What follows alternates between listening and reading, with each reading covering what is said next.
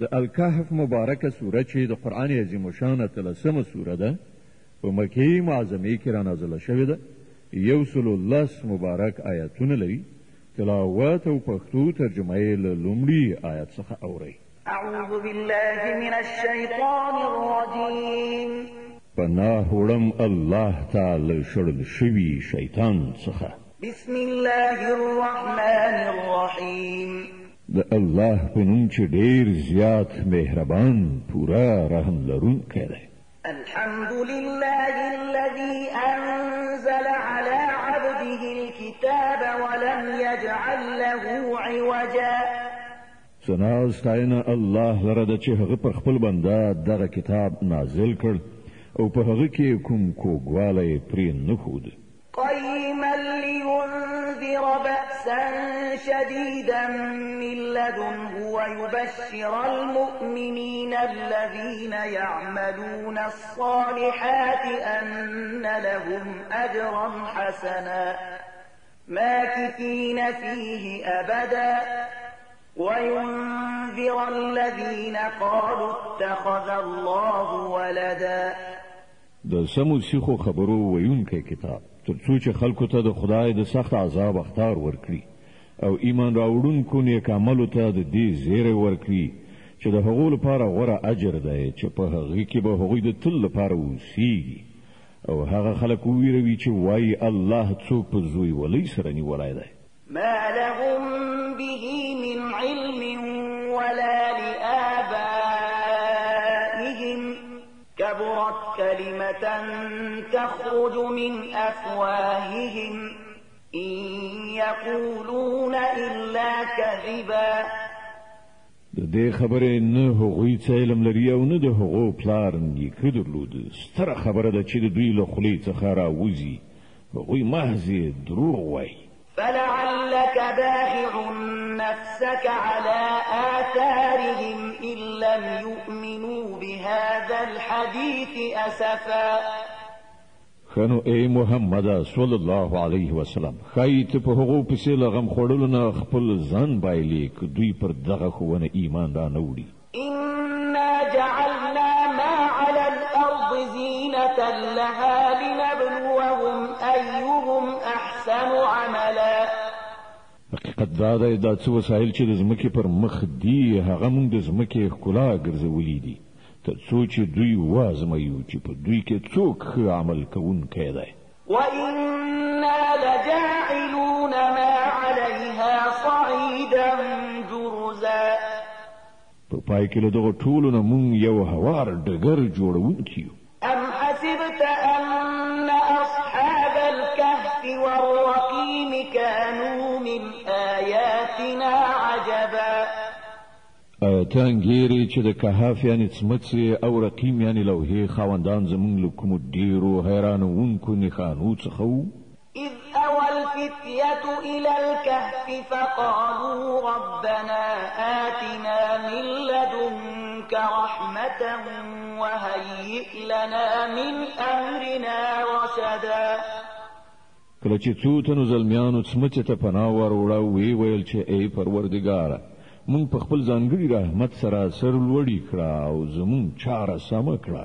فضربنا على آذانهم في الكهف سنين عددا ثم بعثناهم لنعلم أي الحزبين أحصى لما لبثوا أمدا. نو موږ هغوی په هماغه څمڅه کې په غوږونو ټپولو تر اوږدو کلونو پورې په درانده خوب ویده کړل. بیا موږ هغوی را پاڅول تر څو وګورو د هغو له دوو ډلو نه کومه یوه د خپلې استوګنې موده ښه شمېرلی شي. نحن نقص عليك نبأهم بالحق إنهم فتية آمنوا بربهم وزدناهم هدى. موږ د هغو اصلي قصه تا ته اورو. هغوی څو تنه زلمیانو چې پر خپل پروردګار ایمان راوړی و او موږ هغو ته په هدایت کې پرمختګ ور په برخه کړی. وربطنا على قلوبهم إذ قاموا فقالوا ربنا رب السماوات والأرض لن ندعو من دونه إلها لقد قلنا إذا شططا مونږ د هغو زړونه په هغه وخت کې محکم کړل، یعنی قوت ورکړ چې کله هغوی پاڅېدل او اعلان وکړ چې زمونږ رب خو فقط همغه ذات دی چې د اسمانونو او ځمکې رب دی، مونږ به له هغه پرته نور کوم معبودان ونه بولو. که مونږ دغسې وکړو نو بیخي بابیزه یعنی له سنجش نه لرې خبره به مو کړې وي. هؤلاء قوم اتخذوا من دونه آلهة لولا يأتون عليهم بسلطان بين فمن أظلم ممن افترى على الله كذبا. بیا هغوی په خپل منځو کې سره وویل زمونږ دغه قوم خو د کائناتو له رب نه پرته نور په خدای نیولي دي، دوی د هغو په معبودوالۍ باندې کوم څرګند دلیل ولې نه راوړي؟ نو له هغه چا نه غټ ظالم به څوک کېدای شي چې پر الله دروغ وتړي. وَإِذِ اعْتَزَلْتُمُوهُمْ وَمَا يَعْبُدُونَ إِلَّا اللَّهَ فَأْوُوا إِلَى الْكَهْفِ يَنشُرْ لَكُمْ رَبُّكُمْ مِنْ رَحْمَتِهِ وَيُهَيِّئْ لَكُمْ مِنْ أَمْرِكُمْ مِرْفَقًا. کله چې اوس تاسو له هغو او د هغو له غیر الله معبودانو څخه خپل اړیکې پرې کړې دي، نو زوی فلاني سمڅې ته پناه یوسئ. ستاسو رب به پر تاسو د خپل رحمت لمن پراخه کړي او ستاسو د کار لپاره به لارې چارې برابرې کړي. وترى الشمس إذا طلعت تزاور عن كهفهم ذات اليمين وإذا غربت تقرضهم ذات الشمال وهم في فجوة منه ذلك من آيات الله من يهد الله فهو المهتد ومن يضلل فلن تجد له وليا مرشدا. کته هغوی په سمڅه کې لیدلی وای نو داسې به درته ښکاره شوی و چې لمر چې کله راخیږي نو د هغو سمڅه پرېږدي ښي لوري ته تاویږي او کله چې پرېوځي نو له هغو نه کیڼ لوري ته اوړي پرېوځي او هغوی په سمڅه کې دننه په یو پراخ ځای کې پراته دي. دا د الله له نښانو څخه یوه ده، چاته چې الله سمه لاره وښیي همغه سمه لاره موندونکی دی، او څوک چې الله بې لارې کړي د هغه لپاره به ته کوم لارښود سرپرست ونشي موندلی. وتحسبهم أيقاظا وهم رقود ونقلبهم ذات اليمين وذات الشمال وكلبهم باسط ذراعيه بالوصيد لو اطلعت عليهم لوليت منهم فرارا ولملئت منهم رعبا.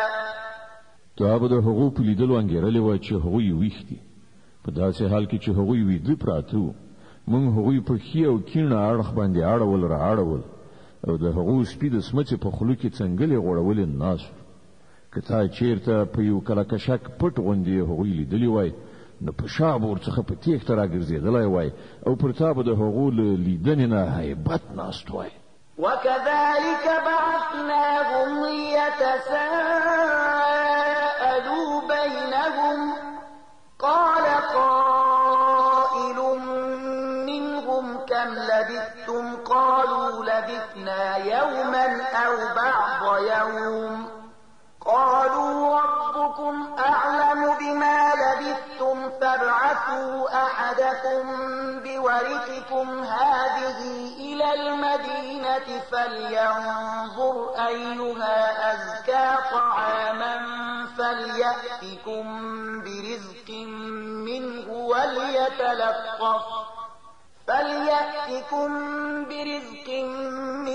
وليتلطف ولا يشعرن بكم أحدا. او په دغه سه حیرانونکې صحنې سره موږ هغوی را پاتول ترڅو په خپل منځو کې یو څه پوښتنه ګوینه وکړي. له هغو نه یو تن پوښتنه وکړه ووایه څومره ځنډ په دې حال کې پاتې شوي یې؟ نورو ځواب ورکړ ښایي پوره یوه ورځ یا له هغې نه لږ څه کم به پاتې شوي. بیا هغو وویل الله ښه پوهیږي چې زموږ څومره وخت په دغه حالت کې تیر شو. زه یې اوس له خپلو نه یو تن ته د سپینو زرو دغه سکه ورکړئ ښار ته یې ولېږئ او هغه دې وګوري چې تر ټولو ښه خواړه چیرته موندل کیږي. له هغه ځایه دې هغه یو څه د خوراک لپاره راوړي او باید چې لږ په هوښیارۍ سره کار وکړي داسې نه وي چې هغه څوک زمونږ له دلته استوګنې نه خبر کړي إنهم إن يظهروا عليكم يرجموكم أو يعيدوكم في ملتهم ولن تفلحوا إذا أبدا که چیرته د هغو لاس پر مونږ بر شي نو سنګسار به مو کړي یا به مو بیرته په زور خپل دین ته واړوي او که داسې وشول نو مونږ به هیڅکله بری ونه شو موندلی وكذلك أعثرنا عليهم ليعلموا أن وعد الله حق وأن الساعة لا ريب فيها إذ يتنازعون بينهم أمرهم فقالوا ابنوا عليهم بنيانا ربهم أعلم بهم قال الذين غلبوا على أمرهم لنتخذن عليهم مسجدا په دې ډول مونږ ښاریان د هغو له حاله خبر کړل تر څو چې خلک وپوهیږي چې د الله وعده ریښتونې ده او دا چې د قیامت ساعت به بې له شک شبهه نه راشي خو لږ شان پاملرنه وکړئ چې کله د غور کولو اصلي خبره دا وه په هغه وخت کې هغو په خپلو منځو کې په دې خبره باندې شخړه کوله چې له دغو اصحاب کهف سره څه وکړای شي ځینو وویل پر دوی یو دیوال جوړ کړئ یوازې د دوی رب د دوی په چاره ښه پوهیږي خو کوم کسان چې د هغو په چارو برلاسي وو هغو وویل مونږ خو به د دوی پر سمڅې باندې یو مسجد یعنی عبادت خانه جوړه کړو سيقولون ثلاثة رابعهم كلبهم ويقولون خمسة سادسهم كلبهم رجما بالغيب ويقولون سبعة وثامنهم كلبهم قل ربي أعلم بعدتهم ما يعلمهم إلا قليل فلا تمار فيهم إلا مراء ظاهرا ولا تستفت فيهم منهم أحدا ځینې کسان به ووایي چې هغوی درې تنه وو او څلورم د هغو سپی وو او ځینې نور به ووایي چې پنځه وو او شپږم د هغو سپی وو دا ټولې بې ځایه د بې خبرۍ ویناوې دي ځینې نور خلک وایي چې وو او اتم د هغو سپی وو ووایه زما رب ښه پوهیږي چې هغوی څو تنه وو لږو کسانو ته د هغو صحیح شمیر معلوم دی نو ته له سطحي خبرې زیات د هغو د شمیر په برخه کې له خلکو سره بحث مه کوه او مه د هغو په باب له چا نه څه پوښتنه کوه ولا تقولن لشيء إني فاعل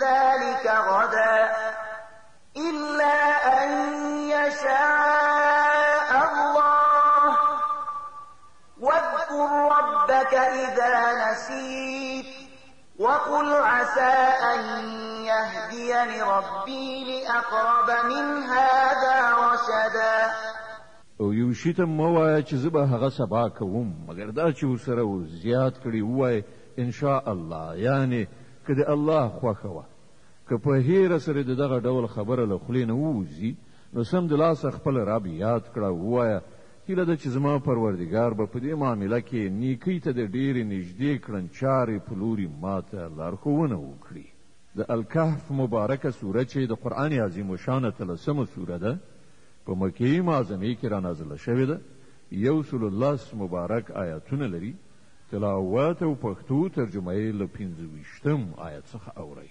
ولبثوا في كهفهم 300 سنين وازدادوا 9 او هغوی په خپل سمڅه کې 300 شمسي کاله پاتې شول یعنی د اصحاب کهف حساب په شمسي کالونو باندې وو او د قمري کال په حساب دوی 9 کاله زیات کړل یعنی چې هغه د دواړو حسابونو ترمنځ فرق دی قل الله أعلم بما لبثوا له غيب السماوات والأرض أبصر به وأسمع ما لهم من دونه من ولي ولا يشرك في حكمه أحدا ته ووایه الله د هغو د استوګنې په موده ډېر ښه پوهیږي د آسمانونو او ځمکې ټول پټ حالات همغه ته معلوم دي هغه څومره ښه لیدونکی او اوریدونکی دی د ځمکې او اسمان د مخلوقاتو هیڅ خبر اخیستونکی له هغه پرته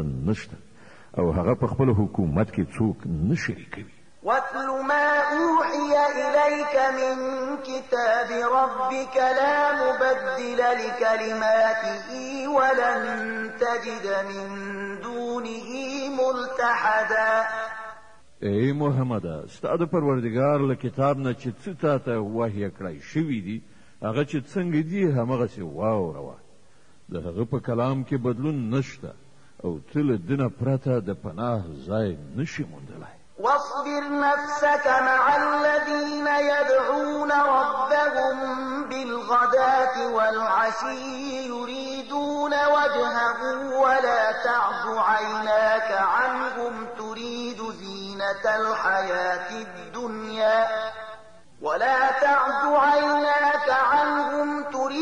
زينة الحياة الدنيا ولا تطع من أغفلنا قلبه عن ذكرنا واتبع هواه وكان أمره فرطا. او خپل زړه د هغو خلکو په ملګرتیا ډاډه کړه چې د خپل روزونکي پالونکي واکوال د خوښۍ غوښتونکي سبا او ماښام هغه ته بلنه ورکوي او له هغه نه هیڅکله سترګې مه اړوه. آیا ته د دنیا ښکلا خوښوي؟ د یو داسې چا اطاعت مه کوه چې د هغه زړه مونږ له خپل یاد نه غافل کړی دی او هغه د خپل نفس پیروي غوره کړې ده او د هغه کړنلاره په افراط او تفریط باندې ولاړه ده. وقل الحق من ربكم فمن شاء فليؤمن ومن شاء فليكفر إنا أعتدنا للظالمين نارا أحاط بهم سرادقها وإن يستغيثوا يغاثوا بماء كالمهل يشوي الوجوه بئس الشراب وساءت مرتفقا. په ډنګ پیلي ووایه چې دغه حق دی ستا د رب له لوري. اوس که د چا زړه غواړي ودې مني او که د چا زړه غواړي منکر دی شي. موږ د انکار کوونکو ظالمانو لپاره داسې یو اور تیار کړی چې د هغه پردو هغوی ایثار کړي دي. هلته که هغوی اوبه غواړي نو په داسې اوبو سره به د هغو غوښتنه وپاللی شي چې د تیلو د ځوښا غوندې به وي او د هغو مخونه به ورید کړي وسوځوي. ډېر ناکاره څښاک او ډېر ناوړه استوګنځی. إن الذين آمنوا وعملوا الصالحات إنا لا نضيع أجر من أحسن عملا. پاتې شول هغه کسان چې ویې مني او ښه عملونه وکړي نو دا یقیني ده چې موږ د نیکوکارانو اجر نه ضایع کوو. أولئك لهم جنات عدن تجري من تحتهم الأنهار يحلون فيها من أساور من ذهب ويلبسون ثيابا خضرا من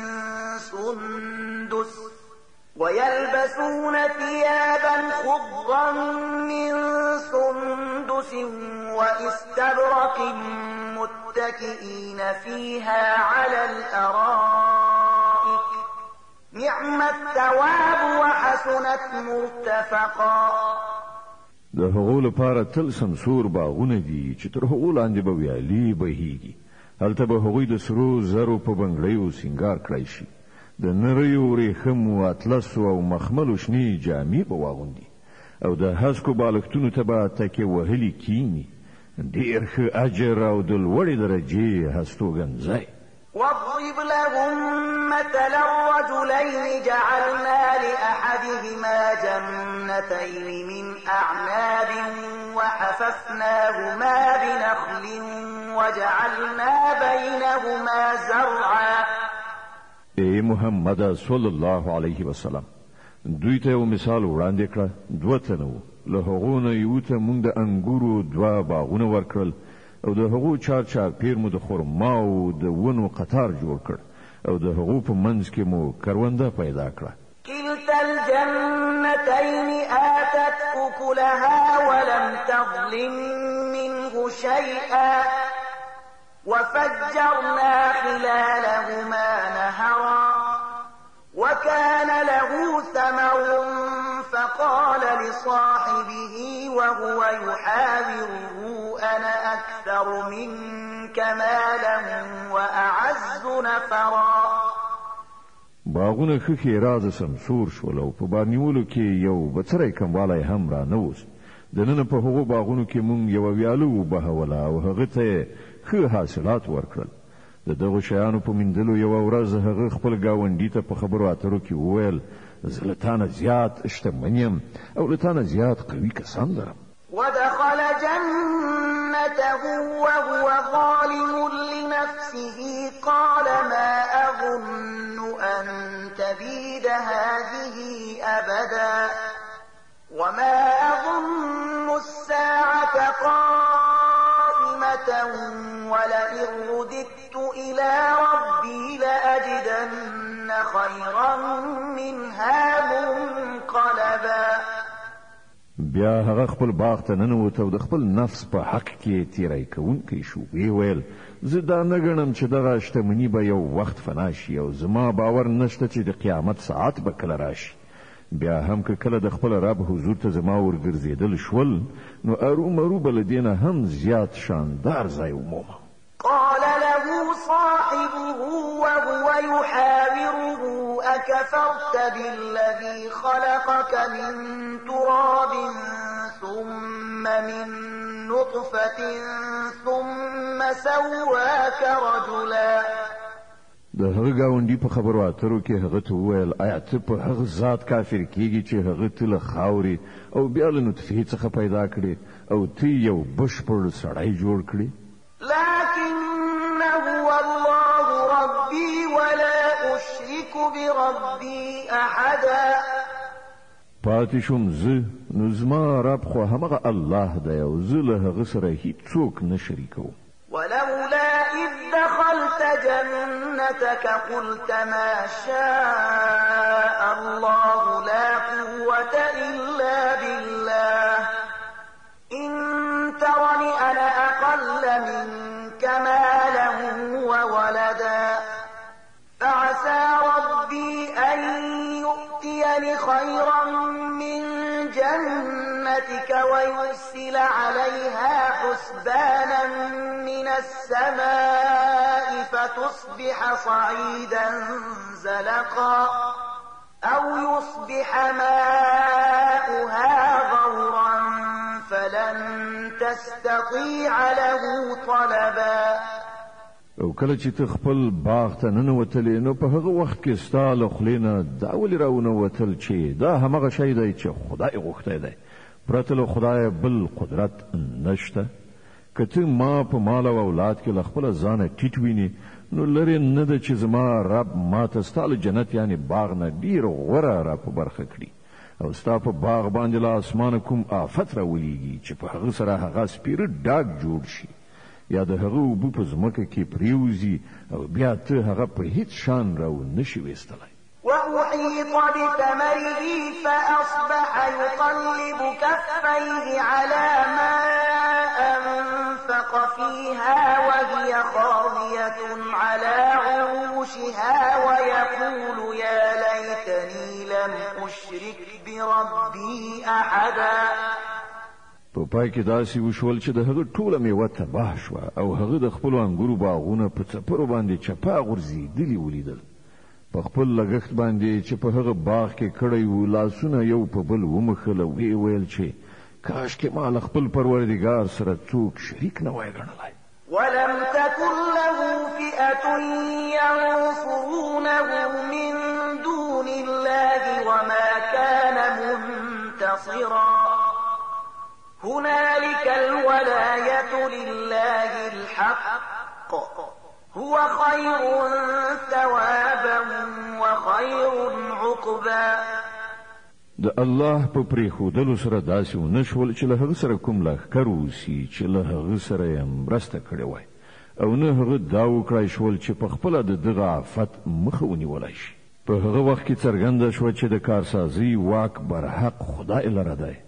پیرزوینه همغه بهتره ده چې هغه یې وکړي او عاقبت همغه ښه دی چې هغه یې وښي.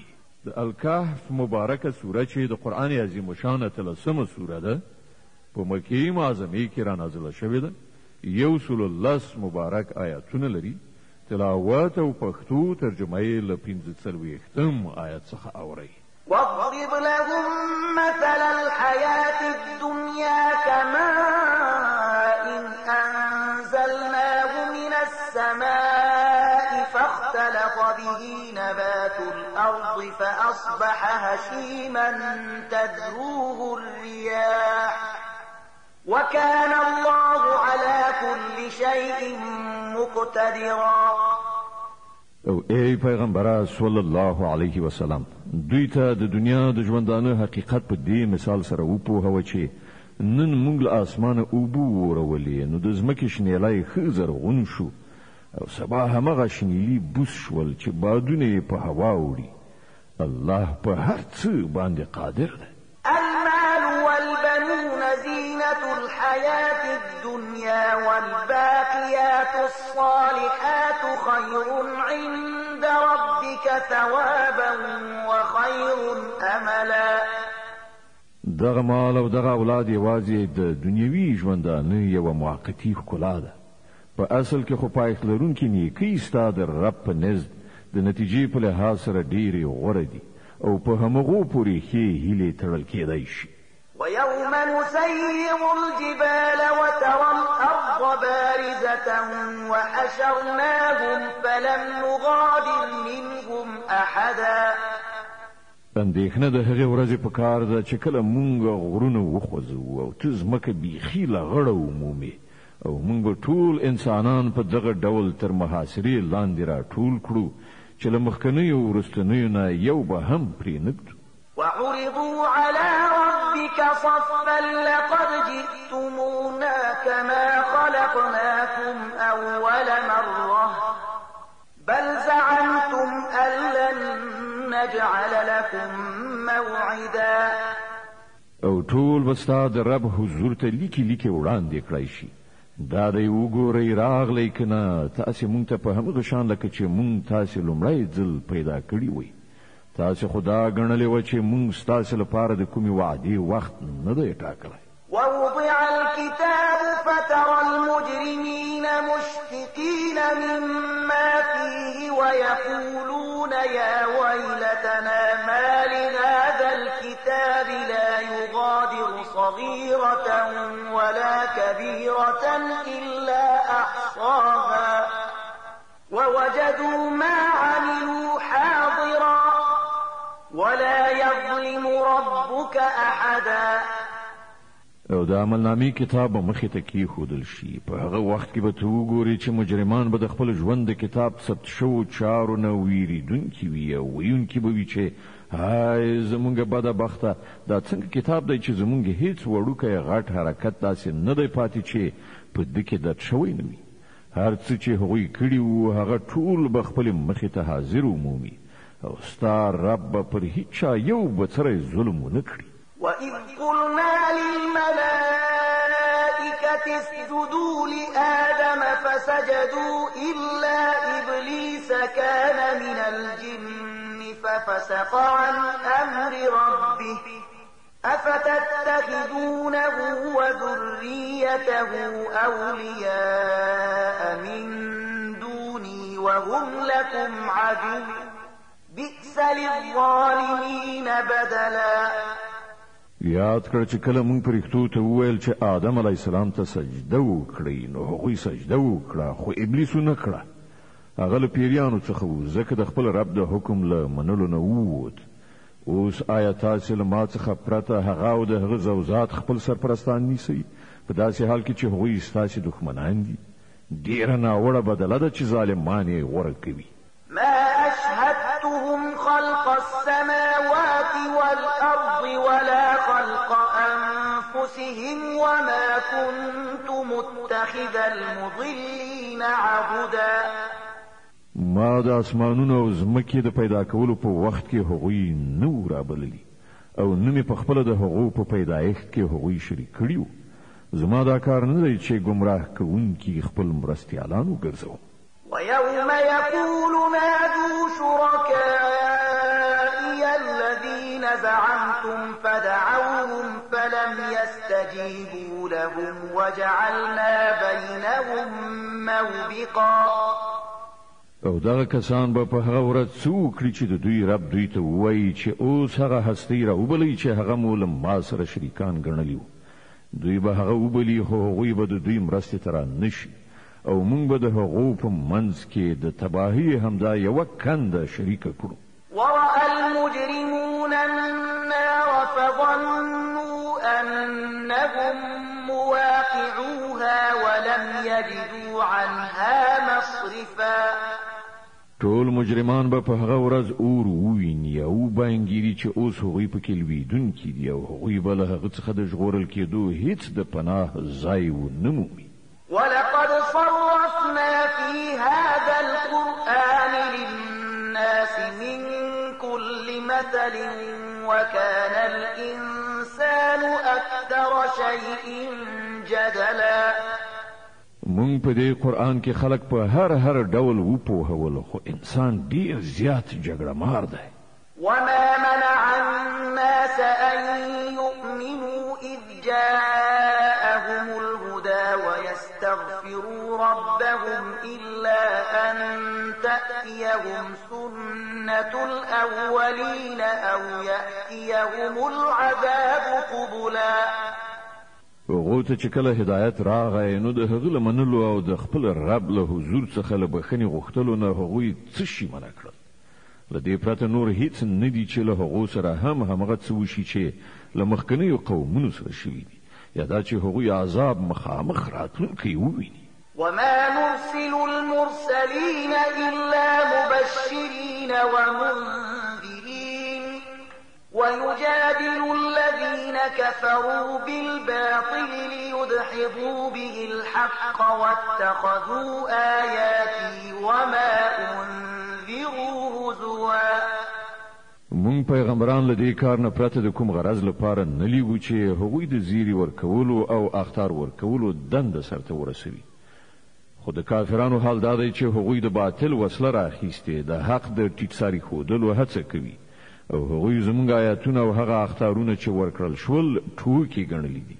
ومن أظلم ممن ذكر بآيات ربه فأعرض عنها ونسي ما قدمت يداه إنا جعلنا على قلوبهم أكنة أن يفقهوه وفي آذانهم وقرا وإن تدعهم إلى الهدى فلن يهتدوا إذا أبدا.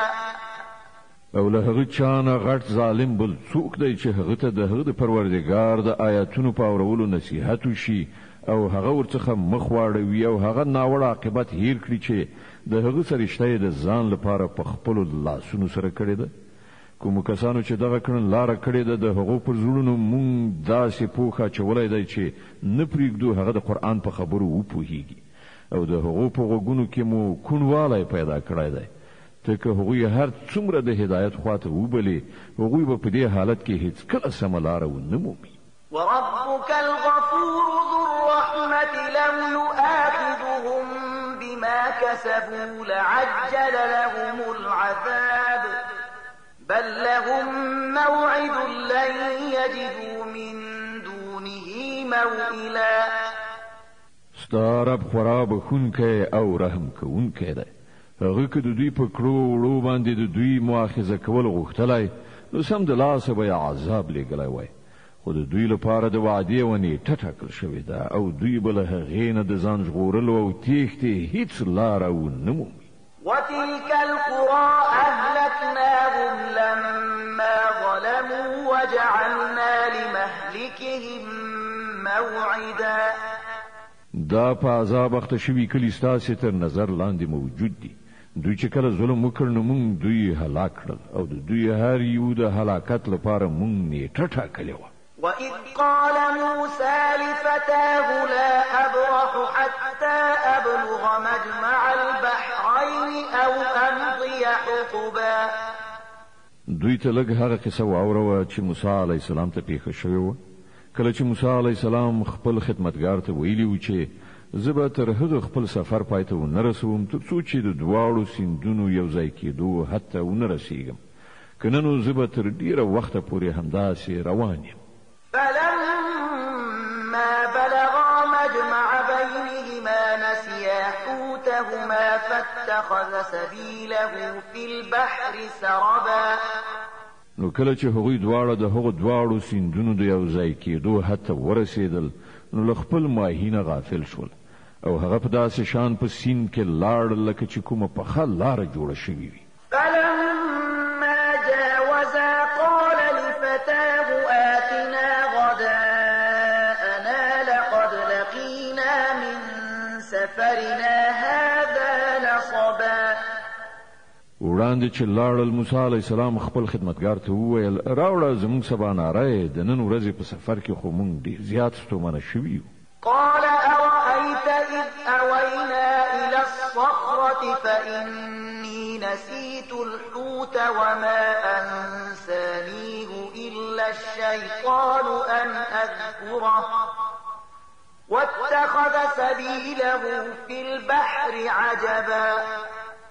خدمتګار وویل تا ولیدل دا څه وشول؟ کله چې موږ د هغه کټ سره دمه جوړه کړې وه په هغه وخت کې ماهي ته زما پام نه شو او شیطان زه داسې په غفلت کې واچولم چې تا ته د هغه یادول راڅخه هیر شول. ماهي خو په عجیبه ډول ووت په سیند کې لاړ.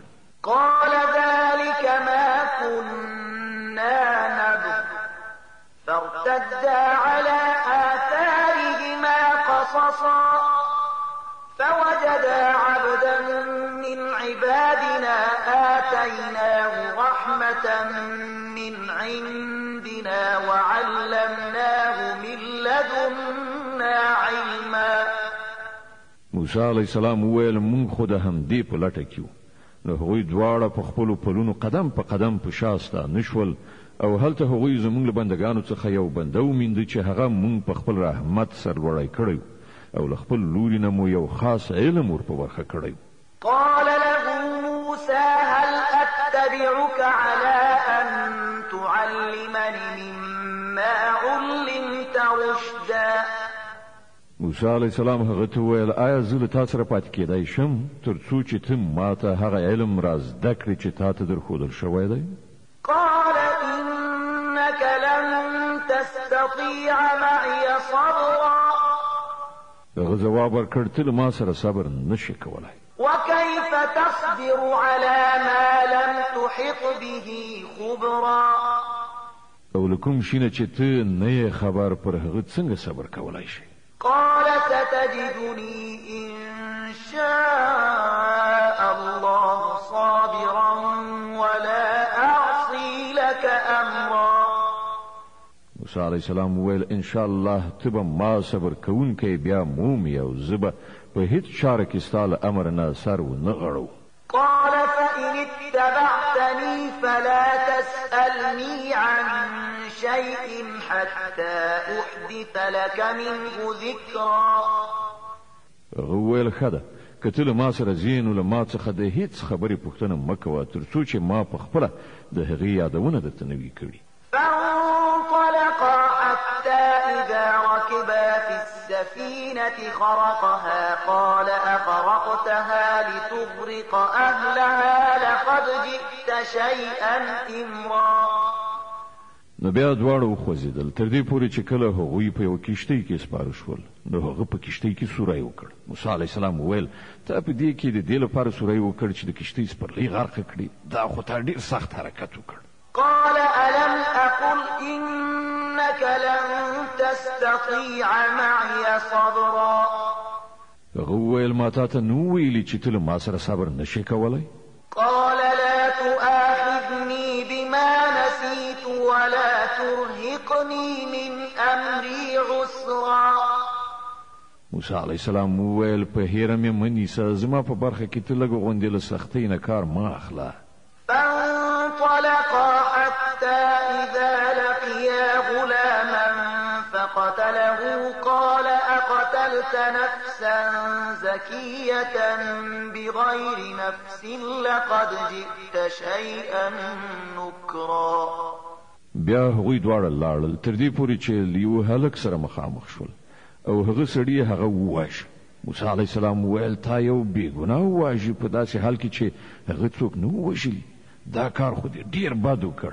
قال ألم أقل لك إنك لن تستطيع معي صبرا. ویل ما تا ته نو ویلي چې ته له ما سره صبر نشي کولی؟ قال إن سألتك عن شيء بعدها فلا تصاحبني قد بلغت من لدني عذرا. موسی علیه السلام وویل له دې نه وروسته که ما در څخه د څه پوښتنه وکړه نو بیا ته ما له ځانه سره مه پرېږده. دا ځل خو زما له لوري درته عذر وړاندې شو. فانطلقا حتى إذا أتيا أهل قرية استطعما أهلها فأبوا أن يضيفوهما فوجدا فيها جدارا يريد أن ينقض فأقامه قال لو شئت لاتخذت عليه أجرا. بیا هغوی وړاندې لاړل تر دې پورې چې کلي ته ورسېدل او د هغه ځای له خلکو نه یې خواړه وغوښتل، خو هغوی د دې دواړو له میلمه کولو نه انکار وکړ. هلته دوی یو دیوال ولید چې نږدې ولویږي. هغه سړي هغه دیوال بیرته محکم ودراوه. موسی علیه السلام وویل که تا غوښتلی نو په دې کار باندې دې مزدوري اخیستلی شوه. قال هذا فراق بيني وبينك سأنبئك بتأويل ما لم تستطع عليه صبرا. هغه وویل نوره له تا سره زما ملګرتیا پای ته ورسېده. اوس زه تا د دغو خبرو په حقیقت خبروم چې پر هغه باندې تا صبر ونه شو کړی. أما السفينة فكانت لمساكين يعملون في البحر فأردت أن أعيبها وكان وراءهم ملك يأخذ كل سفينة غصبا. د هغې کښتۍ موضوع دا ده چې هغه د څو تنو بېوزلو کسانو وه چې په سیند کې د زیارکښۍ مزدوري کوله. ما وغوښتل چې هغه عیبي کړم ځکه چې وړاندې د یو داسې باچا سیمه وه چې هره بیړۍ په زور اخیستله. وأما الغلام فكان أبواه مؤمنين فخشينا أن يرهقهما طغيانا وكفرا. پاتې شو هغه هلک د هغه مور او پلار مؤمنانو. مونږ ویریدو چې دغه هلک به په خپلې سرکشي او کفر سره هغوی تنګ کړي. فأردنا أن يبدلهما ربهما خيرا منه زكاة وأقرب رحما. لدې عمله مونږ وغوښتل چې د هغو رب د هغه په بدل کې هغو ته داسې اولاد ورکړي چې په اخلاقو کې هم له ده نه ښه وي او له هغه نه د صلې رحم هیله هم زیاته وي. وأما الجدار فكان لغلامين يتيمين في المدينة وكان تحته كنز لهما وكان أبوهما صالحا فأراد ربك أن يبلغا أشدهما ويستخرجا كنزهما رحمة من ربك وما فعلته عن أمري ذلك تأويل ما لم تستطع عليه صبرا. او د دغه دیوال معاملات دا ده چې دا د دوه یتیمانو هلکانو دی چې په دغه ښار کې اوسیږي. تر دغه دیوال لاندې د دغو ماشومانو لپاره یوه خزانه ښخه ده او د هغو پلار یو ښه سړی و. له دې امله ستا رب وغوښتل چې دغه دواړه ماشومان د ځوانۍ سن ته ورسیږي او خپله خزانه راوباسي. دا ستا د رب د رحمت په اساس شوي دي. ما په خپل سر څه نه دي کړي. دا دی د هغو خبرو حقیقت چې تا پرې صبر ونه شو کړی. ويسألونك عن ذي القرنين قل سأتلو عليكم منه ذكرا. او ای محمد صلی الله علیه وسلم دوی له تانه د ذوالقرنین په باب پوښتنه کوي. دوی ته ووایه زه به د هغه څه حال تاسې ته واورم. إنا مكنا له في الأرض وآتيناه من كل شيء سببا فأتبع سببا حتى إذا بلغ مغرب الشمس وجدها تغرب في عين حمئة ووجد عندها قوما قلنا يا ذا القرنين تعذب وإما أن تتخذ فيهم حسنا. مونږ هغه ته په ځمکه کې قدرت ورکړی او هر ډول وسایل او اسباب مور بخلیو. هغه لومړی د لویدیځ خواته د یو اقدام اسباب برابر کړل، ان تر دې پورې چې کله هغه د لمر پریواتو تر حده ورسېدو نو هغه لمر په تورو اوبو کې ډوبېدونکی ولید او هلته یو قوم وموند. مونږ وویل ای ذوالقرنینه، ته دا وس هم لري چې دوی په تکلیف کړي او دا هم چې ښه چارچلند ورسره وکړي.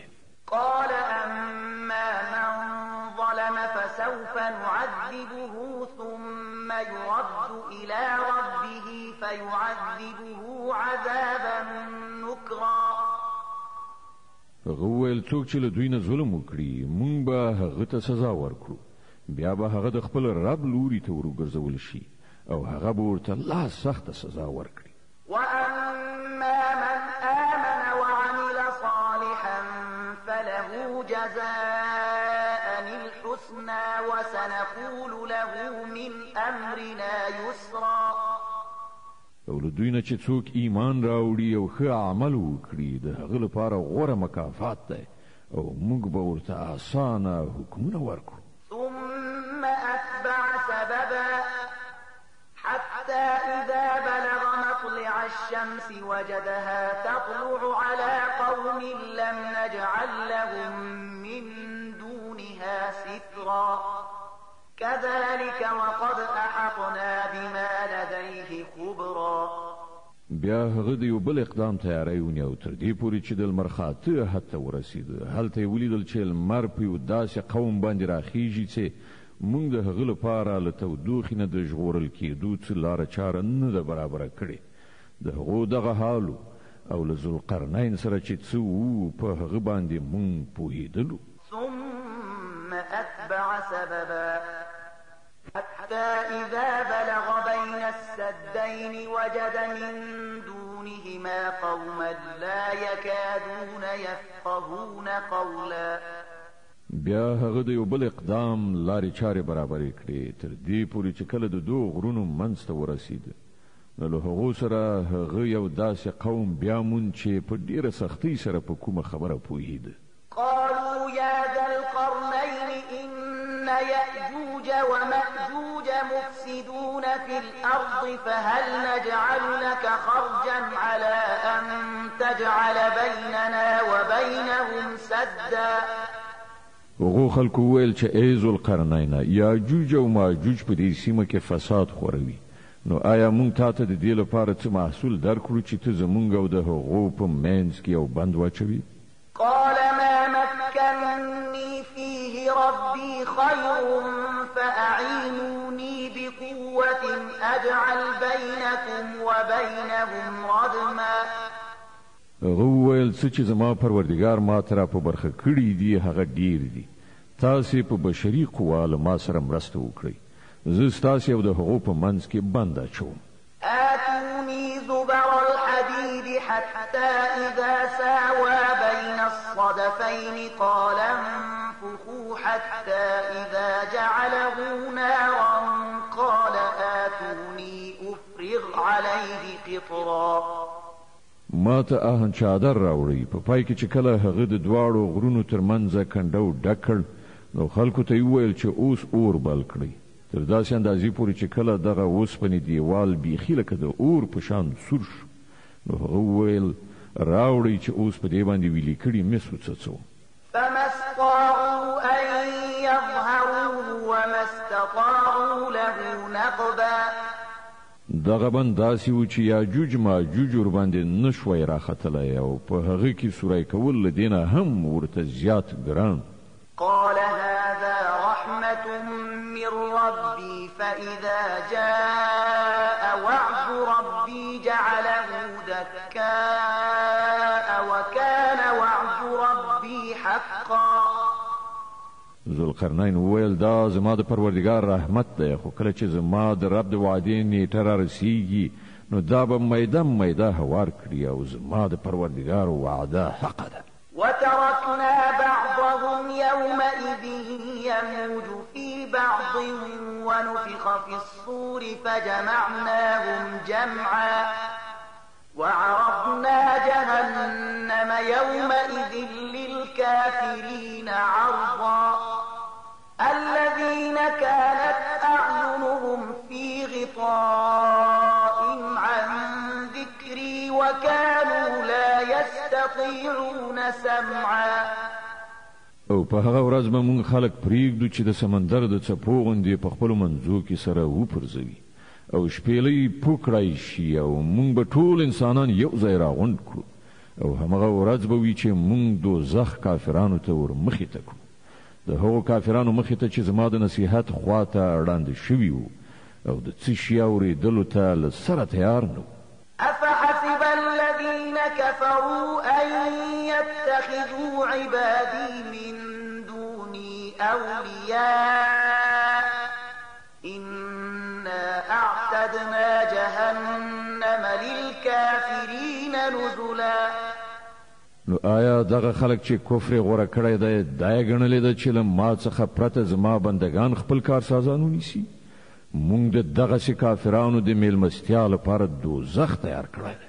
قل هل ننبئكم بالأخسرين أعمالا الذين ضل سعيهم في الحياة الدنيا وهم يحسبون أنهم يحسنون صنعا. ای محمد صلی الله علیه وسلم دوی ته ووایه آیا مونږ تاسې ته وښیو چې په خپلو عملونو کې تر ټولو زیات ناکام او نامراده خلک څوک دي؟ هغه چې په دنیوي ژوندانه کې هلې ځلې له سمې لارې منحرفې شوې او انګېرلې ده چې د هغو ټول کړه وړه ښه دي. أولئك الذين كفروا بآيات ربهم ولقائه فحبطت أعمالهم فلا نقيم لهم يوم القيامة وزنا. دا هغه خلک دي چې د خپل پروردګار د آیاتونو له منلو نه یې انکار وکړ او د هغه حضور ته په وړاندې کېدلو یې باور ونه کړ. له دې کبله د هغو ټول عملونه بابیزه شول. د قیامت په ورځ به موږ ورته څه وزن یعنې قدر ورنه کړو. ذلك جزاؤهم جهنم بما كفروا واتخذوا آياتي ورسلي هزوا. د هغو سزا دوزخ دی د هغه کفر په بدله کې چې هغوی غوره کړ او د هغو ملنډو په بدل کې چې هغوی زما په آیاتونو او زما په پیغمبرانو پورې ووهلې. إن الذين آمنوا وعملوا الصالحات كانت لهم جنات الفردوس نزلا خالدين فيها لا يبغون عنها حولا. البته کوم کسانو چې ایمان راوړ او ښه عملونه یې وکړل د هغو میلمستون به د فردوس باغونه وي چې هغوی به پکې د تل لپاره اوسیږي او هیڅکله به له هغه ځایه وتل او چیرته تلل د هغو زړه ونه غواړي. قل لو كان البحر مدادا لكلمات ربي لنفد البحر قبل أن تنفد كلمات ربي ولو جئنا بمثله مددا. ای محمد صلی الله علیه وسلم وایي چې که سمندر زما د رب د خبرو د لیکلو لپاره سیاهي شي نو هغه به ختم شي، خو زما د رب خبرې به پای ته نه وي رسېدلې، بلکې که موږ هم دومره سیاهي نوره هم راوړو نو هغه به هم بس ونه کړي. قل إنما أنا بشر مثلكم يوحى إلي أنما إلهكم إله واحد فمن كان يرجو لقاء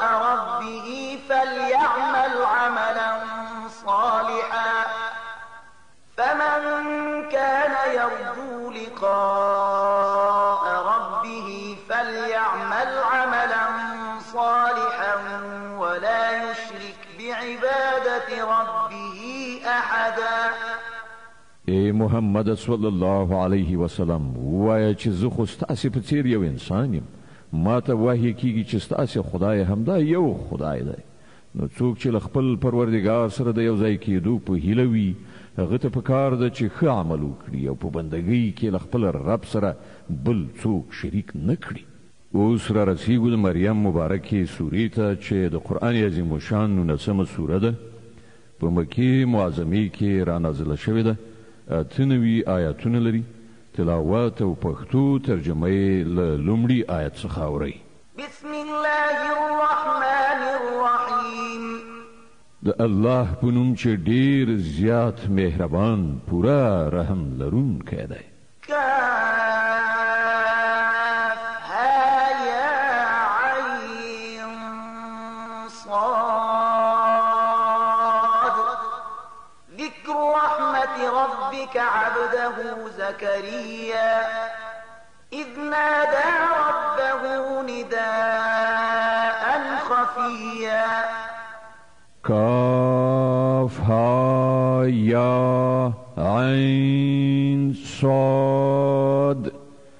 د هغه رحمت یادونه ده چې ستا رب پر خپل بنده ذکریا علیه السلام کړی و کله چې هغه خپل رب په پټه پټه وباله. قال رب إني وهن العظم مني واشتعل الرأس شيبا ولم أكن بدعائك رب شقيا. عرض وکړه ای پروردګاره زما ان هډوکي کمزوري شوي دي او سر مې له ډېر زوړوالي نه بل وهي. ای پروردګاره زه هیڅکله له تا څخه په دعا غوښتنه کې نامراده نه یم پاتې شوی.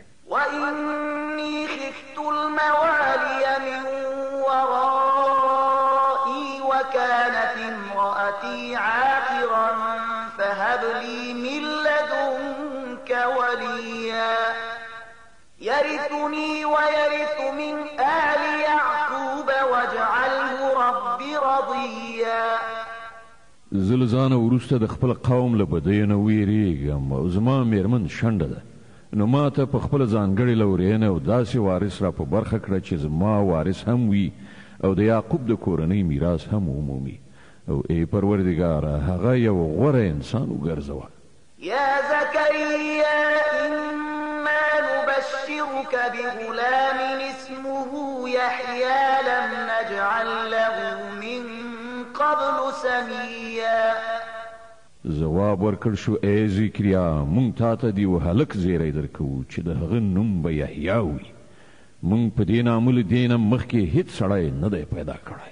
قال رب أنا يكون لي غلام وكانت امرأتي عاقرا وقد بلغت من الكبر عتيا. زکریا عرض وکړ پروردګاره ښه نو زما به څنګه زوی وشي چې میرمن مې شنډه ده او زه له زړښته وچ شوی یم. قال كذلك قال ربك هو علي هين وقد خلقتك من قبل ولم تك شيئا. ځواب ورکړ شو همداسې به کیږي. ستا رب فرمایي چې دا خو زما لپاره یو وړه غوندې خبره ده، نه ګوري چې له دې نه مخکې مې ته په داسې حال کې پیدا کړي چې ته هیڅ شی نه وي. قال رب اجعل لي آية قال آيتك ألا تكلم الناس 3 ليال سويا. زکریا وویل پروردګاره زما لپاره کومه نښانه وټاکه. وی فرمایل ستا لپاره نښانه دغه ده چې ته به پرلپسې 3 ورځې له خلکو سره خبرې ونه شې کړی. فخرج على قومه من المحراب فأوحى إليهم أن سبحوا بكرة وعشيا. نو هغه له محراب څخه راووت خپل قوم ته راغی او هغه په اشاره سره هغو ته لارښوونه وکړه چې سهار او ماښام پایکي بیانوي. يا يحيى خذ الكتاب بقوة وآتيناه الحكم صبيا وحنانا من لدنا وزكاة وكان تقيا وبرا بوالديه ولم يكن جبارا عصيا.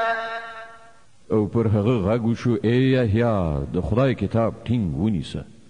موږ هغه ته په ماشومتوب کې حکم ورکړ او له خپل لوري نه مو هغه ته خواخوږي او سپېڅلتیا ورکړه او هغه خورا پرهیزګار او د خپل مور او پلار حق پیژندونکی و. هغه نه زور زیاتی کوونکی و نه سرغړونکی. وسلام عليه يوم ولد ويوم يموت ويوم يبعث حيا.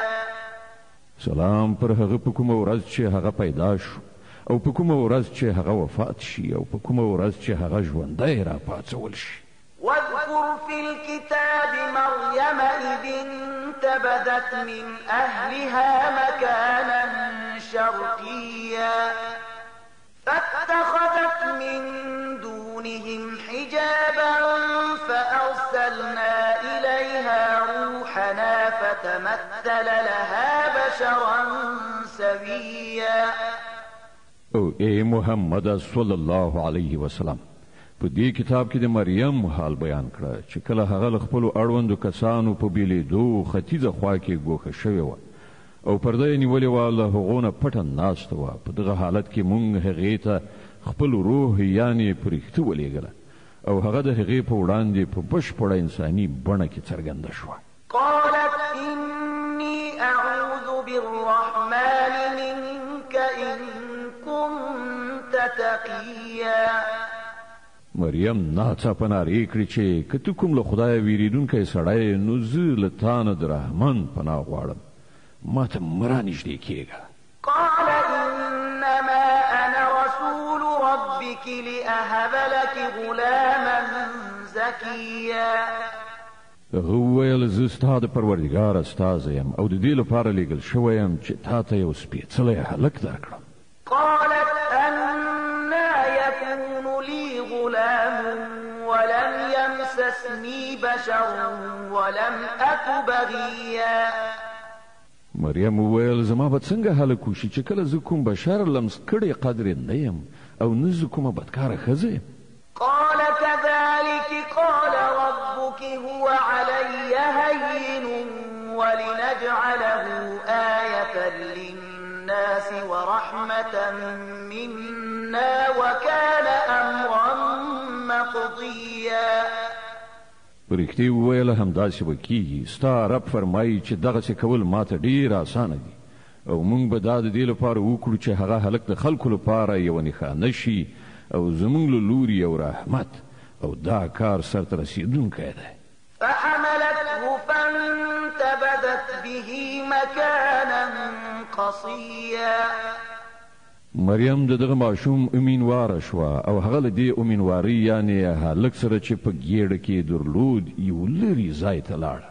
فأجاءها المخاض إلى جذع النخلة قالت يا ليتني مت قبل هذا وكنت نسيا منسيا.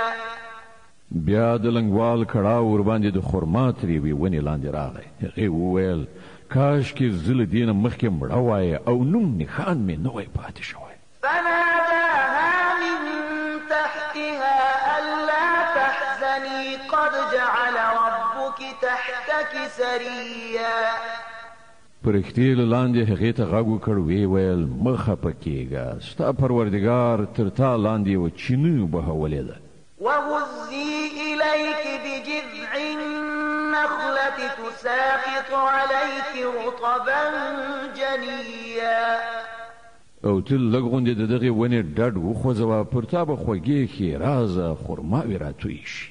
فكلي واشربي وقري عينا فإما ترين من البشر أحدا فقولي إني نذرت للرحمن صوما فلن أكلم اليوم إنسيا. نو وخوره وڅښه او خپلې سترګې په دغه هلک روښانه کړه.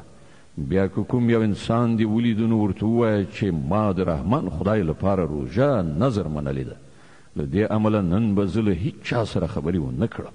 فأتت به قومها تحمله قالوا يا مريم لقد جئت شيئا فريا. بیا هغه له دې ماشوم سره خپل قوم ته راغله. خلکو وویل ای مریم دا خو تا ستر جرم وکړ. يا أخت هارون ما كان أبوك امرأ سوء وما كانت أمك بغيا. ای د هارون خورې نه ستا پلار کوم بد سړی و او نه ستا مور کومه بدکاره ښځه وه. فأشارت إليه قالوا كيف نكلم من كان في المهد صبيا. مریم د ماشوم لوري ته اشاره وکړه. خلکو وویل موږ له ده سره څه خبرې وکړو چې په زانګو کې پروت یو ماشوم دی. قال إني عبد الله آتاني الكتاب وجعلني نبيا وجعلني مباركا أينما كنت وأوصاني بالصلاة والزكاة ما دمت حيا وبرا بوالدتي ولم يجعلني جبارا شقيا والسلام علي يوم ولدت ويوم أموت ويوم أبعث حيا. ماشوم غږ وکړ زه د الله بنده یم. هغه ماته کتاب راکړ او پیغمبر یې کړم او برکتي یې کړم هر چیرته چې اوسم او د لمانځه او زکات د پابندۍ حکم یې راکړ تر څو پورې چې زه ژوندی اوسم او د خپلې مور د حق ادا کوونکی یې وګرځولم او زه یې سرغړوونکی او بدبخته نه یم ګرځولی. سلام دی پر ما کله چې زه پیدا شوم او کله چې مړ شم او کله چې ژوندی راپاڅول شم. ذلك عيسى ابن مريم قول الحق الذي فيه يمترون. دغه د مریم د زوی عیسی سرګذشت او دغه د هغه په باب هغه رښتیانۍ خبره چې په هغه کې خلک شک کوي. ما كان لله أن يتخذ من ولد سبحانه إذا قضى أمرا فإنما يقول له كن فيكون. د الله دا کار نه دی چې هغه څوک په زوی ولی ونیسي. هغه پاک ذات دی. هغه چې کله د کومې خبرې فیصله کوي نو وایي چې شه او همغسې کیږي. وإن الله ربي وربكم فاعبدوه هذا صراط مستقيم. او عیسی ویلي و چې الله زما رب هم دی او ستاسې رب هم نو تاسې د هغه بندګي وکړئ همغه سمه لاره ده. فاختلف الأحزاب من بينهم فويل للذين كفروا من مشهد يوم عظيم. خو بیا بیلابیلو ډلو په خپلو منځو کې په اختلاف لاس پورې کړ. نو کوم خلک چې کافر شول د هغو لپاره به هغه وخت د سترې تباهۍ وي چې کله هغوی یوه لویه ورځ وګوري. أسمع بهم وأبصر يوم يأتوننا لكن الظالمون اليوم في ضلال مبين.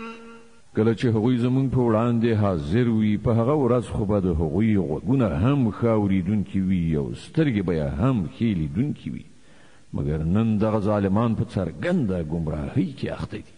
وأنذرهم يوم الحسرة إذ قضي الأمر وهم في غفلة وهم لا يؤمنون. ای محمد صلی الله علیه وسلم په دغه حالت کې چې دوی غافل دي او ایمان نه راوړي دوی له هغې ورځې نه وویروه چې کله فیصله وکړی شي او له پښیمانتیا پرته بله چاره نه وي. إنا نحن نرث الأرض ومن عليها وإلينا يرجعون. په پای کې به همدا موږ د ځمکې او د هغې د ټولو شیانو وارثان یو او ټول به زموږ لوري ته راوګرځول شي. واذكر في الكتاب إبراهيم إنه كان صديقا نبيا. او په دې کتاب کې د ابراهیم علیه السلام قصه بیان کړه. بېشکه هغه یو ریښتونی انسان او پیغمبر. إذ قال لأبيه يا أبت لم تعبد ما لا يسمع ولا يبصر ولا يغني عنك شيئا. دوی ته لږ هغه وخت ور یاد کړه چې کله هغه خپل پلار ته وویل چې پلار جانه ته ولې د هغو شیانو عبادت کوي چې نه څه اوري نه څه ویني او نه ستا څه کار جوړولی شي. يا أبت إني قد جاءني من العلم ما لم يأتك فاتبعني أهدك صراطا سويا. پلار جانه ما ته یو داسې علم راغلی دی چې تا ته نه دی راغلی. ته په ما پسې راځه، زه به تا ته سمه لاره وښیم. يا أبت لا تعبد الشيطان إن الشيطان كان للرحمن عصيا. پلار جانه ته د شیطان بندگی مه کوه، شیطان خو له رحمان خدای څخه سرغړونکی دی. يا أبت إني أخاف أن يمسك عذاب من الرحمن فتكون للشيطان وليا. پلار جانه زه ویریږم چې چیرته ته د رحمان خدای په عذاب اخته نشي او د شیطان ملګری شي. قال أراغب أنت عن آلهتي يا إبراهيم لئن لم تنته لأرجمنك واهجرني مليا. پلار وویل ابراهیم آیا ته زما له معبودانو څخه اوښتی؟ که ته بیرته راوان نه وړې نو زه به تا سنګسار کړم. ته د تل لپاره له ما څخه بیل شه. قال سلام عليك سأستغفر لك ربي إنه كان بي حفيا. ابراهیم وویل سلام دی تا ته، زه به د خپل رب نه دعا وغواړم چې تا ته بخښنه وکړي. زما رب په ما ډېر زیات مهربان دی. وأعتزلكم وما تدعون من دون الله وأدعو ربي عسى ألا أكون بدعاء ربي شقيا. زه تاسې هم پرېږدم او هغه هستی چې تاسې له خدایه پرته بلئ. زه به خپل رب وبلم، هیله ده چې زه د خپل رب په بلنه نامراده ونه اوسم. فلما اعتزلهم وما يعبدون من دون الله وهبنا له إسحاق ويعقوب وكلا جعلنا نبيا. نو کله چې هغه له هغو خلکو نه او د هغو له غیر الله معبودانو نه بیل شو، نو موږ هغه ته اسحاق او یعقوب غوندې اولاد ورکړ او هر یو مو پیغمبر کړ. ووهبنا لهم من رحمتنا وجعلنا لهم لسان صدق عليا. او هغو ته مو خپل رحمت ور په برخه کړ او هغوی مو ریښتوني نومیالي کړل. واذكر في الكتاب موسى إنه كان مخلصا وكان رسولا نبيا. او په دې کتاب کې د موسی علیه السلام یادونه وکړه. هغه یو غوره کړی شوی شخص او استازی پیغمبر و. وناديناه من جانب الطور الأيمن وقربناه نجيا. موږ هغه د تور له ښي اړخ نه وباله او د راز په خبرو اترو سره مو نږدېوالی ور په برخه کړ.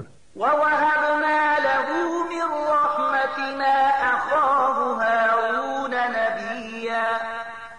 او په خپل مهربانۍ سره مو د هغه ورور هارون پیغمبر وګرځاو، هغه ته مو د مرستیال په ډول ورکړ. واذكر في الكتاب إسماعيل إنه كان صادق الوعد وكان رسولا نبيا. او په دې کتاب کې د اسماعیل یادونه وکړه. هغه په وعده کې ریښتونی و او خاص استازی پیغمبر و. وكان يأمر أهله بالصلاة والزكاة وكان عند ربه مرضيا. هغه خپل کورنۍ ته د لمانځه او زکات حکم کاوه او د خپل رب په وړاندې یو غوره انسان. واذكر في الكتاب إدريس إنه كان صديقا نبيا ورفعناه مكانا عليا. او په دې کتاب کې د ادریس یادونه وکړه. هغه یو ریښتونی انسان او یو پیغمبر و او هغه مونږ لوړ مقام ته خېژولی و. د مریم مبارکه سوره چې د قرآن عظیم الشان 19مه سوره ده، په مکې معظمې کې رانازله شوې ده. 98 مبارک آیاتونه لري. تلاوت او پښتو ترجمه یې له 55 آیت څخه اوري. د دې آیت په اوریدلو سره یوه د تلاوت سجده واجب کیږي.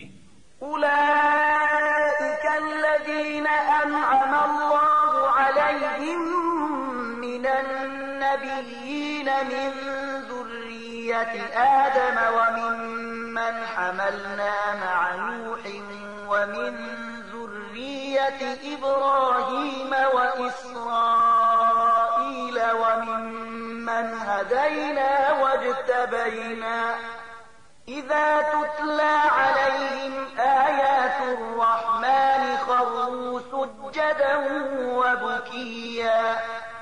دا هغه پیغمبران دي چې پر هغو باندې الله پیرزوینه کړې ده د آدم علی السلام له اولادینه او د هغو خلکو له زوجات څخه چې موږ هغوی له نوح علی السلام سره په کشتۍ کې سپاره کړیو او د ابراهیم علی السلام له اولادینه او د اسرائیل علی السلام له اولادینه او دوی له هغو خلکو څخه و چې موږ ورته لارښوونه وکړه او د هغو حال دا و چې کله به د رحمان خدای آیاتونه ورته اورول کېدل نو د ژړا په حال کې به په سجده پرېوتل.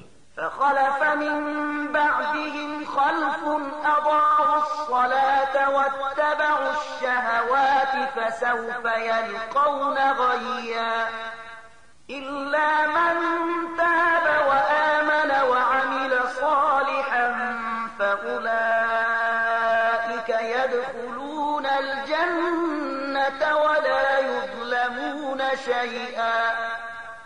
جنات عدن التي وعد الرحمن عباده بالغيب إنه كان وعده مأتيا.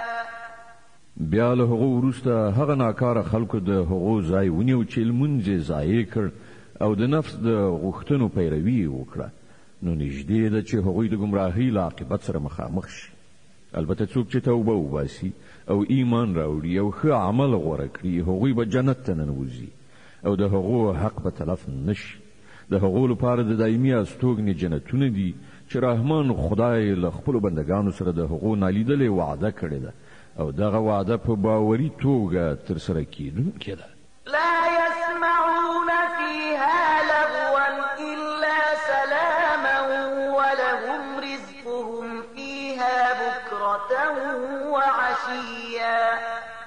هلته به هغوی کومه بابیزه خبره وانه اوري سلام به واوري او د هغو روزي به ورته پرله پسې سهار او ماښام ورسیږي. تلك الجنة التي نورث من عبادنا من كان تقيا. دغه د هغه جنت چې موږ به د هغه وارثان له خپلو بندګانو نه هغه کسان وګرځوو چې تقوا یې غوره کړې ده. وما نتنزل إلا بأمر ربك له ما بين أيدينا وما خلفنا وما بين ذلك وما كان ربك نسيا. اے محمد صلی الله علیه وسلم پرښتې وایي موږ ستا د رب له حکم نه پرته نه راکوزیږو. څه چې زموږ مخې ته دي او څه چې زموږ شاته دي او څه چې د دې په منځ کې دي د هر څه څښتنه همغه دی او ستا رب هیرونکی نه دی. رب السماوات والأرض وما بينهما فاعبده واصطبر لعبادته هل تعلم له سميا. هغه د اسمانونو او ځمکې او ټولو هغو شیانو رب دی چې د اسمان او ځمکې ترمنځ دي نو ته د هغه بندګي وکړه او د همغه په بندګۍ باندې کلک اوسه. آیا شته ستا په علم کې کومه هستی د هغه سیال؟ ويقول الإنسان أإذا ما مت لسوف أخرج حيا. انسان وایي آیا په رښتیا کله چې زه ومرم بیا به ژوندی راویستل شم؟ أولا يذكر الإنسان أنا خلقناه من قبل ولم يك شيئا.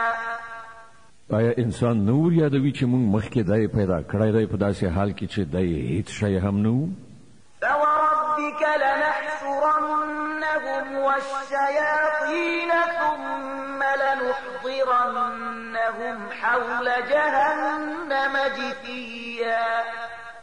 ستا پر رب قسم چې مونږ به رومرو دوی ټول او دوی سره شیطانان هم ایثار راول بیا به د دوزخ چار پیر سر کوزي په ګوندو را حاضر کړو ثم لننزعن من كل شيعة أيهم أشد على الرحمن عتيا بیا بل هر ډلنا هر هغه څوک په بیل توګه راوباسو چې د رحمان خدای په مقابل کې زیات سرکشه شوی ثم لنحن أعلم بالذين هم أولى بها صليا بیا په دې باندې موږ خو په هیغو چې له هغونه کوم یو تر ټولو زیات په دوزخ کې د غورځېدو وړ دی وإن منكم إلا واردها كان على ربك حتما مقضيا لتاسې نه هیڅوک داسې نشته چې دوزخ ته ورتلونکي نه وي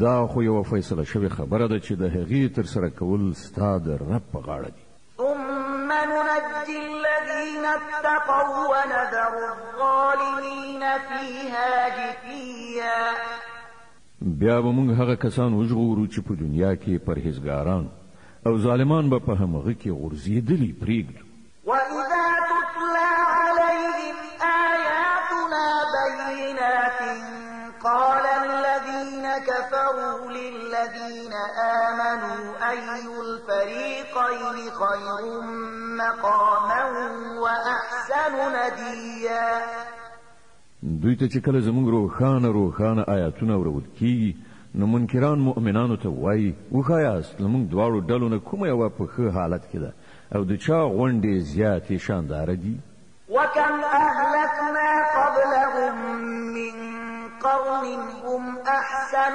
أثاثا ورئيا په داسې حال کې چې موږ له دوی نه مخکې څومره داسې قومونه هلاک کړي دي چې له دوی نه زیات وسایل درلودل او په ظاهري شان شوکت کې له دوی نه پر مخ تللي وو قل من كان في الضلالة فليمدد له الرحمن مدا حتى إذا رأوا ما يوعدون إما العذاب وإما الساعة فسيعلمون من هو شر مكانا وأضعف جندا دوی ته وایي څوک چې په ګمراهۍ کې اخته کیږي هغه ته رحمان خدای مهلت ورکوي تر دې پورې چې کله دغه راز خلک هغه څه وګوري چې له هغو سره وعده شوې ده که هغه د الله عذاب وي او که د قیامت ساعت نو بیا هله ورته څرګندېږي چې د چا حال خراب دی او د چا ډله کمزورې ده ويزيد الله الذين اهتدوا هدى والباقيات الصالحات خير عند ربك ثوابا وخير مردا د دې پر خلاف کوم کسان چې سم لاره غوره کوي الله هغو ته د سمې لارې په تګ کې پرمختګ ور په برخه کوي او باقي پاتې کېدونکي نیکۍ ستا د رب په نزد مکافات او عاقبت په اعتبار سره ډېرې ښې دي أفرأيت الذي كفر بآياتنا وقال لأوتين مالا وولدا آیا تا هغه څوک ولیدي چې زموږ د آیاتونو له منلو نه انکار کوي او وایي چې ماته خو به مال او اولاد هم داسې راکول کېږي أطلع الغيب أم اتخذ عند الرحمن عهدا كلا سنكتب ما يقول ونمد له من العذاب مدا ونرثه ما يقول ويأتينا فردا آیا هغه په غیبو خبر شوی دی یا یې له رحمان خدای نه کومه وعده اخیستې ده هېڅکله داسې نه ده دی چې څه وایي موږ به هغه ولیکو او هغه ته به عذاب لا نور ور زیات کړو دی چې کوم وسایل او ډله لښکر یادوي هغه ټول به موږ ته پاتې شي او دی به یوازې زموږ په وړاندې حاضر شي واتخذوا من دون الله آلهة ليكونوا لهم عزا كلا سيكفرون بعبادتهم ويكونون عليهم ضدا دوی له الله نه پرته خپل څه خدایان نیولي دي تر څو چې هغوی د دوی ملاتړ وي هیڅ ملاتړ به یې نه وي. هغوی ټول به د دوی له عبادت نه منکر شي او برعکس د دوی پر خلاف دریځ به ونیسي. ألم تر أنا أرسلنا الشياطين على الكافرين تؤزهم أزا فلا تعجل عليهم إنما نعد لهم عدا. آیا تا نه دي لیدلي چې موږ د حق دغه منکرانو ته شیطانانو خوشي کړي دي چې دوی په پوره ډول د حق دښمنۍ ته هڅوي؟ ښه نو اوس پر دوی باندې د عذاب نازلېدو لپاره تلوار مه کوه. موږ د دوی ورځې شمارو. يوم نحشر المتقين إلى الرحمن وفدا ونسوق المجرمين إلى جهنم ودا. هغه ورځ راتلونکې ده چې موږ پرهیزګاران د میلمنو په څېر د رحمان خدای حضور ته وړاندې کړو او مجرمان به د تږو څارویو په شان د دوزخ لوري ته وشړو. لا يملكون الشفاعة إلا من اتخذ عند الرحمن عهدا. په هغه وخت کې به خلک په کوم سپارښت راوړلو قادر نه وي بې له هغه چا څخه چې د رحمان خدای له حضور څخه یې اجازه نامه اخیستې وي. وقالوا اتخذ الرحمن ولدا لقد جئتم شيئا إدا تكاد السماوات يتفطرن منه وتنشق الأرض وتخر الجبال هدا أن دعوا للرحمن ولدا. هغوی وایي چې رحمان خدای څوک په زوی ولی نیولی دی. ډېره بابیزه خبره ده چې تاسې جوړه کړې ده. نږدې ده چې آسمانونه وچوي، ځمکه څیرې شي او غرونه راوغورځېږي. په دې خبره چې خلکو د رحمان خدای لپاره د اولاد د شتوالي دعوه وکړه. وما ينبغي للرحمن أن يتخذ ولدا إن كل من في السماوات والأرض إلا آتي الرحمن عبدا. د رحمان خدای دا شان نه دی چې هغه څوک زوی ونیسي. په ځمکه او آسمانونو کې چې هر څه دي ټول د هغه حضور ته د بندګانو په حیث وړاندې کېدونکي دي. لقد أحصاهم وعدهم عدا وكلهم آتيه يوم القيامة فردا. هغه په ټولو محیط دی او هغوی شمېرلی دي. ټول به د قیامت په ورځ یو یو د هغه په وړاندې حاضر وي. إن الذين آمنوا وعملوا الصالحات سيجعل لهم الرحمن ودا. دا باوري د کوم خلکو چې ایمان راوړی دی او ښه عملونه یې کړي دي ډېر ژر به رحمان خدای د هغو لپاره په زړونو کې مینه پیدا کړي. فإنما يسرناه بلسانك لتبشر به المتقين وتنذر به قوما لدا. نو اے محمد صلی الله علیه وسلم دغه کلام مونږ آسانه کړی دی، ستا په ژبه مو د همدې لپاره نازل کړی دی چې ته پرهیزګارانو ته زیری ورکړي او متعصبو خلکو ته اخطار ورکړي. وكم أهلكنا قبلهم من قرن هل تحس منهم من أحد أو تسمع لهم ركزا.